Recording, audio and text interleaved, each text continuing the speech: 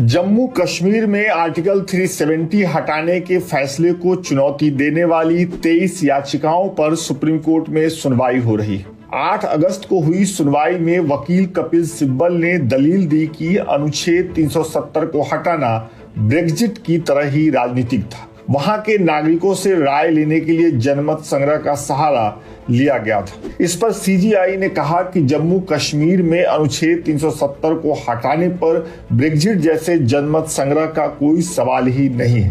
Court ने आगे कहा कि भारत एक संवैधानिक लोकतंत्र है जहां नागरिकों की इच्छाएं संस्थाओं के जरिए पूरी हो सकती है। अब तक हुई सुनवाई में ऐसे मौके भी आए जब याचिकाकर्ताओं की तरफ से पेश हुए वकील कपिल सिब्बल और जजों के बीच सवाल जवाब हुए।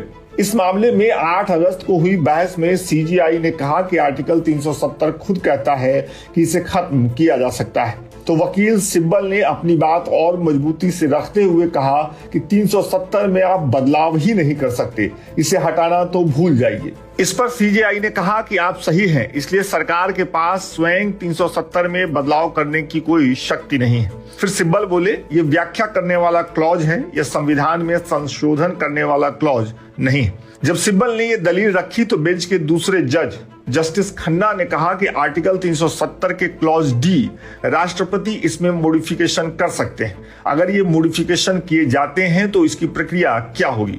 जस्टिस खन्ना के सवाल का जवाब देते हुए सिब्बल बोले, नहीं, व्याख्या के मुताबिक आप 370 में संशोधन नहीं कर सकते। आप संविधान सभा का स्थान नहीं ले सकते।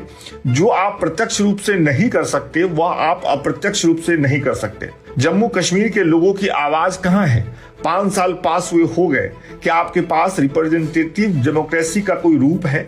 पूरा भारत बदला जा सकता है। संविधान के प्रावधानों को आप राजनीतिक सहूलियत के लिए न तो बदल सकते हैं और न ही व्याख्या कर सकते हैं। संविधान एक राजनीतिक दस्तावेज है, लेकिन आप राजनीति के लिए इसका गलत इस्तेमाल नहीं कर सकते। 3 अगस्त को भी जो सुनवाई हुई उसमें वकील सिब्बल और जजों के बीच सवाल जवाब हुए। सिब्बल की दलील थी कि आर्टिकल 370 को छेड़ा नहीं जा सकता, जिसके जवाब में जस्टिस खन्ना ने कहा कि इस आर्टिकल का सेक्शन सी ऐसा नहीं कहता। इसके बाद सिब्बल ने कहा कि मैं आपको दिखाता हूं कि आर्टिकल 370 अस्थायी है। सब कुछ छोड़ दीजिए, आप यानी केंद्र सरकार बिल पेश नहीं कर सकते। यह सब सुनकर सीजीआई ने कहा कि अब तक जम्मू कश्मीर की सहमति की आवश्यकता है और अन्य राज्यों के लिए विधेयक पेश करने के लिए केवल विचारों की जरूरत है। जस्टिस सूर्यकांत ने पूछा कि लेकिन प्रक्रिया क्या थी?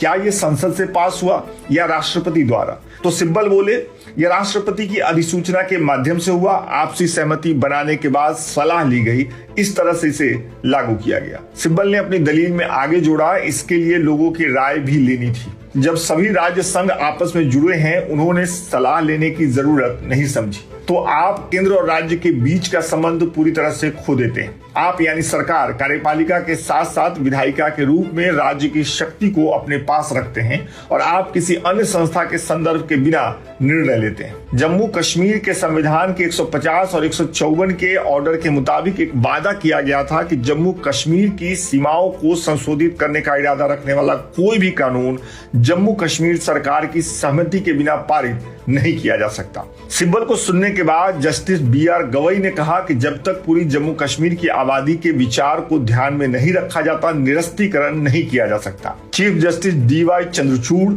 Justice SK Kaul, justice Sanjiv Khanna, justice VR Gavai और जस्टिस सूर्यकांत सुनवाई करने वाले 5 जजों की बेंच में शामिल हैं। आर्टिकल 370 पर सुप्रीम कोर्ट में 3 साल बाद सुनवाई हो रही है। इससे पहले 2020 में 5 जजों की संवैधानिक बेंच ने इस मामले की सुनवाई की थी।